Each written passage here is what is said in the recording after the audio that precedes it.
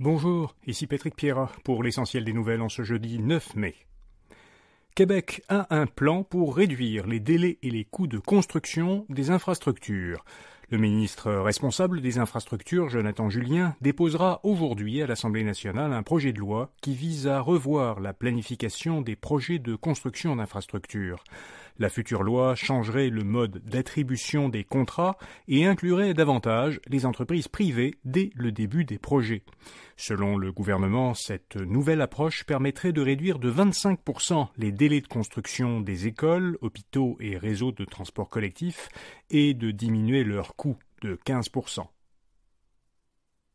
Il ne sera bientôt plus obligatoire de fournir une ordonnance à son assureur. Le gouvernement Legault compte mettre fin à l'obligation, pour les patients, de transmettre une ordonnance médicale à leur compagnie d'assurance afin de pouvoir obtenir un remboursement. Selon Québec, les médecins pourront offrir chaque année au moins 500 000 rendez-vous de plus si on les décharge de remplir ce type d'ordonnance. Cependant, la Fédération des médecins omnipraticiens du Québec doute que la mesure suffise à elle seule à dégager ainsi 500 000 rendez-vous. Elle demande au gouvernement d'interdire aussi aux assureurs d'exiger des billets médicaux pour les absences de moins de 5 jours. L'indice de fécondité au Québec a presque atteint l'an dernier son point historique le plus bas. Selon le bilan démographique publié hier par l'Institut des statistiques du Québec, 78 000 bébés sont nés au Québec en 2023 contre un peu moins de 81 000 en 2022. L'indice de fécondité était l'an dernier de 1,38 enfants par femme contre 1,48 en 2022. C'était donc l'an dernier presque le niveau le plus bas jamais enregistré au Québec. Il dépasse d'à peine le creux historique de 1,36 enfants par femme enregistré en 1987. L'indice de fécondité reste cependant plus élevé au Québec que dans la majorité des autres provinces canadiennes. Les syndicats de la fonction publique fédérale s'opposent au fait de devoir retourner au bureau 3 jours par semaine. L'Alliance de la fonction publique du Canada et 15 autres syndicats fédéraux ont exprimé leur profond désaccord et même leur indignation face à la décision du gouvernement Trudeau d'imposer aux fonctionnaires fédéraux 3 jours de travail en présentiel. Les syndicats disent qu'il n'y a pas eu de consultation et que l'obligation aurait un impact négatif sur la productivité et le bien-être des fonctionnaires. Ils affirment que les espaces de réunion sont inadéquats et que les employés doivent aller au bureau pour y assister toute la journée à des réunions virtuelles. 3 fois plus d'acheteurs disent qu'ils ont reporté l'achat d'une propriété dans le passé. La Société canadienne d'hypothèques et de logement a sondé en janvier des personnes qui avaient acheté une propriété au Canada au cours de la période de 18 mois qui précédait. 13% ont dit qu'ils avaient reporté l'achat de leur propriété. 13%, c'est une proportion 3 fois plus importante que dans un sondage similaire l'an dernier. Les acheteurs d'une première maison et les nouveaux arrivants étaient les plus susceptibles que la moyenne d'avoir ainsi reporté un achat immobilier. Les États-Unis suspendront leur livraison d'armes à Israël en cas d'offensive à Rafah.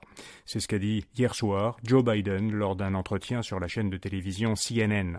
Le président américain a affirmé qu'il avait dit au premier ministre israélien, Benjamin Netanyahou, que les États-Unis cesseraient d'expédier certaines armes à Israël si l'armée israélienne lançait une opération terrestre à Rafah, une ville très peuplée du sud de la bande de Gaza.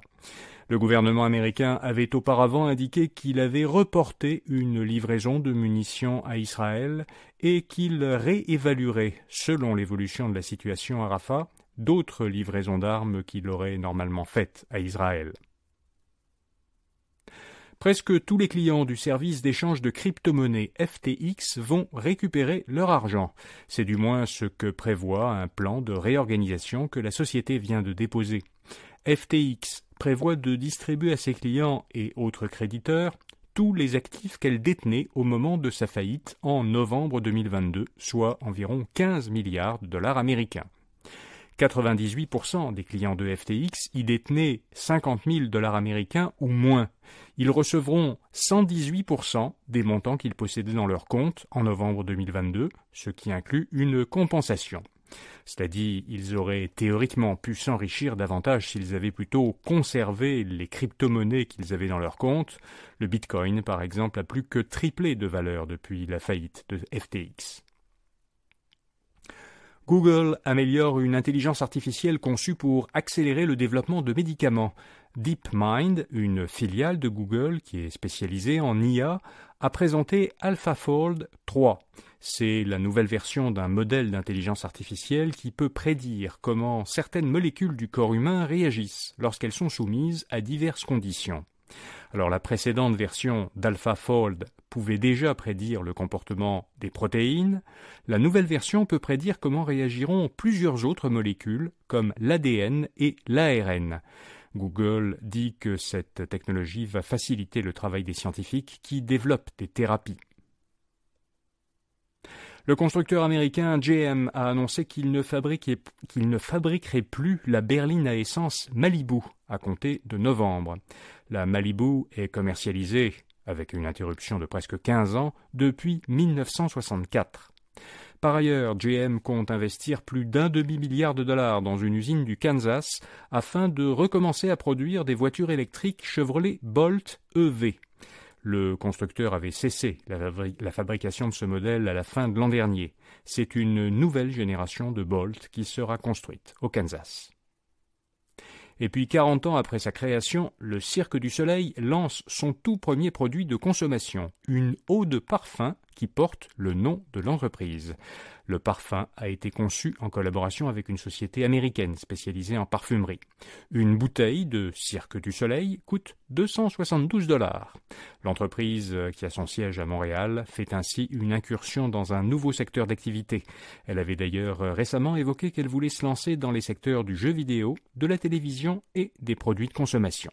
Voilà, vous savez l'essentiel. Bonne journée et à demain matin.